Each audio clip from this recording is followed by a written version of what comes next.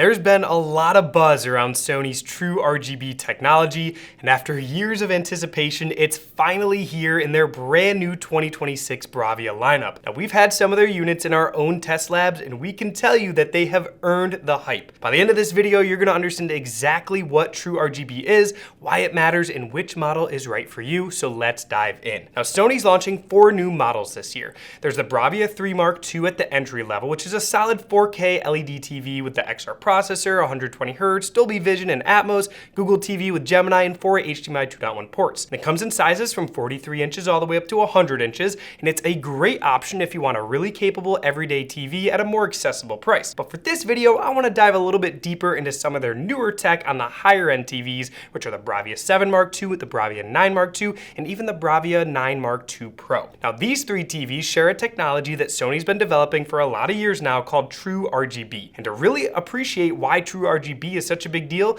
we need to start with the basics of how LED LCD TVs have worked for the past decade or so. Most modern LED LCD TVs use a backlight made up of blue LEDs. That light travels through a quantum dot film, which converts some of that blue energy into red and green, giving you a broader color foundation. From there, it hits the LCD panel, where color filters on each individual pixel block out everything except the specific color that pixel needs at that moment. The result is a full color image, and with the very best mini LED implementations like the previous BRAVIA 9, it can look fantastic. But here's the problem with that approach, and this is really important to understand here. You're starting with white or blue light and filtering it down to the color that you want. Filtering is a lossy process by nature. You're blocking energy rather than directing it. So if you want pure red on the screen, the backlight is lighting the entire zone, and the color filter is doing the work of cutting out the green and blue at the pixel level. That costs more power, it limits how pure and saturated your colors can get, and creates a white or bluish halo sometimes around bright objects in dark scenes that you might know as blooming. More on that a little bit later. But now, here's where the story gets really interesting. Sony actually built the very first LCD TV ever built with red, green, and blue LEDs as independent light sources all the way back in 2004. It was called the Qualia 005, and it was an expensive prototype that essentially no one bought, but it proved the concept. Put red, green, and blue LEDs in the backlight, and you can then generate color at the source rather than filtering it from white light. You want red? You turn on the red LEDs. The result is just purer color, higher brightness with less power, and dramatically better color volume at the kind of high brightness levels where quantum dot and color filter systems can sometimes start to struggle. So why did it take over 20 years to bring this back? Well, the hardware only gets you started. Making it actually work is something else entirely, and this is where most of the industry has been struggling a little bit. A modern TV processor is already doing an almost incomprehensible amount of work before a single frame even hits your screen. It's generating pixel data that doesn't exist to upscale HD content to 4K. It's managing hundreds of local dimming zones while making sure those zones don't crush shadow detail or bleed into neighboring areas, and other things like motion processing, HDR tone mapping, noise reduction, color gradient smoothing, and all of that is happening continuously in fractions of a second before the processor even starts thinking about the backlight. Now, add True RGB to that. With a colored blacklight, that same processor has to independently control 3 separate LEDs per zone, each one with its own color characteristics, its own efficiency curve, and its own thermal behavior. And it has to do all of this without any color crosstalk. You can't have red backlight zones bleeding into neighboring areas and tinting things that should look neutral or white. And it has to be doing all of this while keeping the picture accurate to what the people who made the content intended it to look like. Now, this is why we think a lot of other manufacturers who've brought what they're calling RGB mini LED or micro RGB to the market have had such a hard time making it work properly. Part of Sony's advantage here is also the hardware design itself. Their dimming zones are square rather than rectangular, which matters a lot more than it might sound. A rectangular zone can actually end up covering 2 very different areas of an image at once. Think of someone wearing a different color shirt than their skin tone right next to each other. The backlight has to make the compromise and decide which color to make it. Now, square zones give the processor more precise control over exactly where that color is going. On top of that, Sony's XR processor handles the LED channel at 22-bit precision. No competitor has matched that. It's what allows the fine-grained coordination between the backlight and the color filters to actually work at the level True RGB really requires it to. And here's the part that really got us when we saw our first demonstration with this. Sony bought and physically tore apart their competitors' RGB RGB TVs to show the difference. Several of those competing models do have real RGB LEDs in their backlights. They've got the hardware there, but when the content starts to get complex, when you've got multiple colors on screen all at once, or a high contrast scene, which would require managing 3 channels across different zones at this very same time, those TVs really start to give up. The backlight just goes white. It falls back to behaving like a conventional mini LED TV. And you can actually see this with the front panel removed on both the 7 Mark II and the 9 Mark II, watching the actual backlight while the content is playing. Sony's True RGB stays in color mode through very complex scenes every single time. It doesn't just fall back to white. So that's what really makes it true RGB, not just having the hardware and saying it's there, but it's a control system that's sophisticated enough to actually use the hardware on any content and get it right. Now that's the reason Sony can really pull this off down to something that no other TV company can really in the world claim just yet. Now Sony doesn't just make consumer TVs, which is another part of the story here. They make things like the Venice 2, which is one of the most respected cinema cameras on all of Hollywood, which is used on major films and a lot of series right now. They also make the BVM reference monitors that colorists and directors sit in front of when they're making the final decisions about what an image should look like before it goes out to the public. Those BVM monitors run around $30,000 a piece,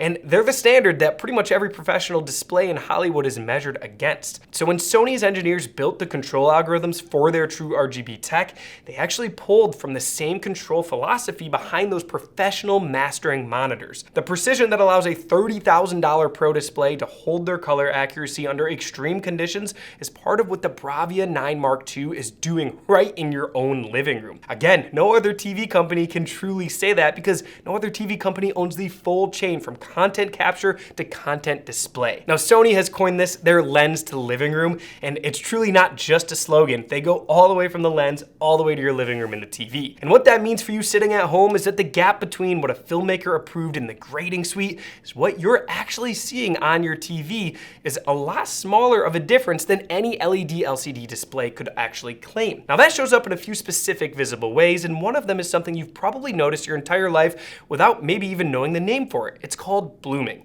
that I mentioned before. On a conventional mini LED TV, a bright red light source against a dark background produces a white or bluish halo around it sometimes. Your brain knows it's wrong because red light sources in the real world scatter red light, not white. On these True RGB models, the bloom picks up the color of the source. A red light halo's in red. It's subtle, but it looks right in the way that a white halo never really does. You notice it the first time you see it in person, and kind of hard to unsee once you notice it. Then there's the brightness story, and this is where things start to get pretty impressive. Sony's True RGB TVs are pushing toward 4,000 nits peak brightness. Now, when Sony tested competing RGB mini LED models on the market on an HDR clip mastered at 4,000 nits, most of the competitors landed somewhere between 700 and 2,200 nits, whereas Sony's True RGB TVs held close to that 4,000 nit target. Now again, that's not just a better number on the spec sheet, it really shows up, and it's the difference between seeing what a cinematographer intended and seeing a compressed version of that. And because the color is coming from the light source rather than being filtered down through white,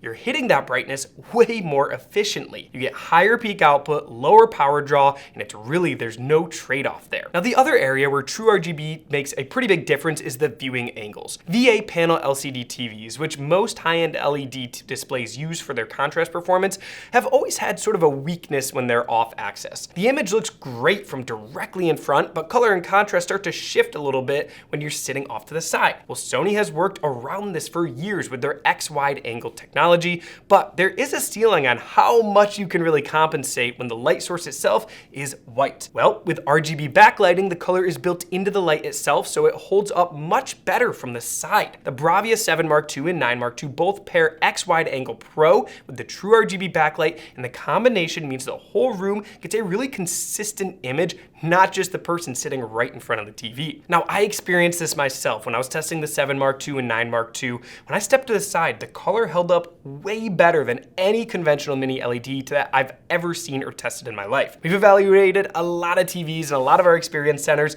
and off-axis performance is usually where LED LCD gives something back. Not here. If you've ever watched TV with other people in the room, which a lot of us do, this matters a lot more than you might think. It's pretty big and pretty cool to see. see when you move off axis just how good those colors stay. All right, we've gone over a lot of the new technology here, but let me go over some of the specific models. The BRAVIA 7 Mark II is the entry point into their new True RGB technology, which is really exciting because it brings this technology to a much wider range of buyers. This TV comes in sizes from 50 inches up to 98 inches, and on top of the True RGB backlight, you're getting that XR processor with AI scene recognition, XR motion clarity for smooth sports and action, XR contrast booster for stronger blacks and brighter highlights, XR clear image for AI upscaling for lower resolution content, and acoustic multi-audio plus for sound that moves with the picture on your screen. It also supports Dolby Vision, Dolby Atmos, IMAX Enhanced, DTS:X, studio calibrated picture modes for your streaming services, and full HDMI 2.1 with 4K 120Hz, VRR, and ALLM for gaming. Now the design uses a transparent center stand that gives the TV almost a floating look,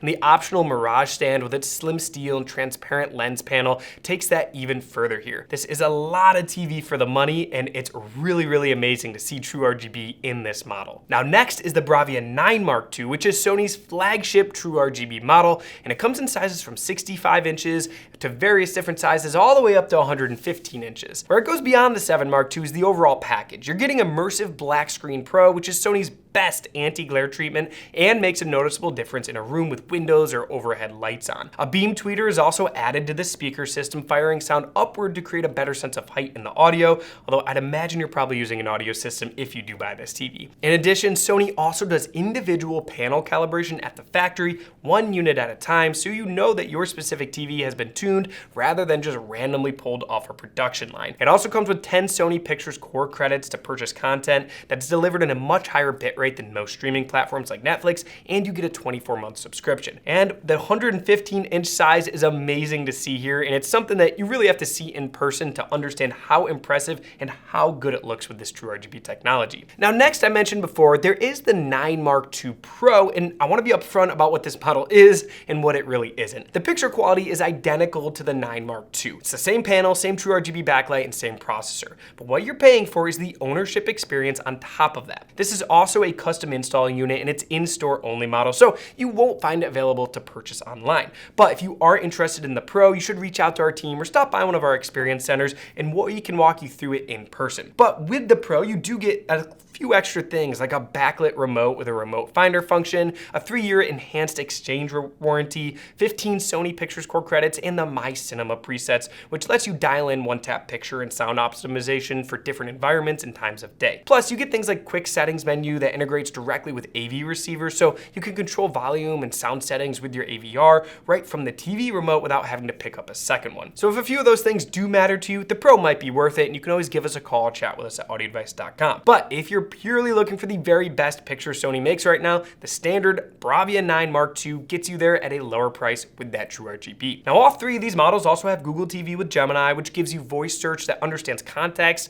and gives content recommendations that pull all from your streaming apps all at once, which I was testing and it was pretty cool. And hands-free control without touching the remote as well is awesome. Now PS5 integration is also top-notch with these Sony TVs with auto HDR tone mapping, auto genre picture mode, game menu 2, and all of your settings are in one place. You also get full HDMI 2.1 with that VRR and ALLM that I mentioned before. Now one question before we move on that I know is coming, how does this compare to OLED TVs? Well, Sony's been clear that True RGB isn't meant to replace OLED. OLED still has advantages in absolute black levels and per pixel precision that LED LCD just can't fully replicate yet. But True RGB closes the gap in color accuracy and adds things that OLED can't offer, like higher peak brightness, no size limitations, and no burn-in risk. So if you've always wanted OLED level color accuracy but needed the brightness for a bright room or the size options that LED gives you, this is really the closest that we've ever seen to having both. Now we do carry the BRAVIA 8 Mark II OLED as well, and we have a full breakdown on that I'll link down below if you want to learn more. Now next, of course, I'll also address here that Samsung, TCL, and Hisense all do have RGB backlit TVs on the market right now,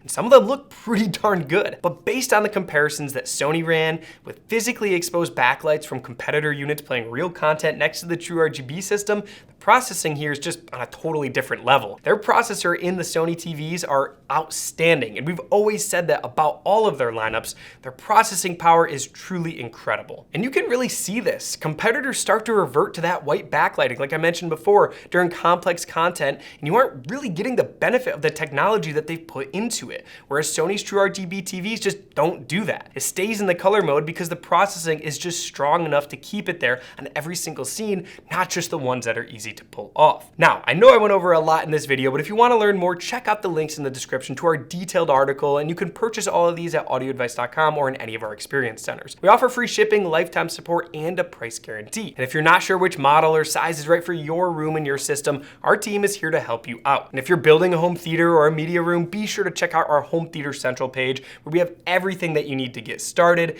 including our 3D home theater design tool, and you'll also see buyer's guides and installation videos and so much more. Now let me know down in the comments, what do you think of this True RGB technology from Sony? Have you seen it before? And are you excited to get your hands on it? If you like this video, please give it a thumbs up, hit that subscribe button so you don't miss out on any of our latest content. And thanks for watching. We'll see you in the next one.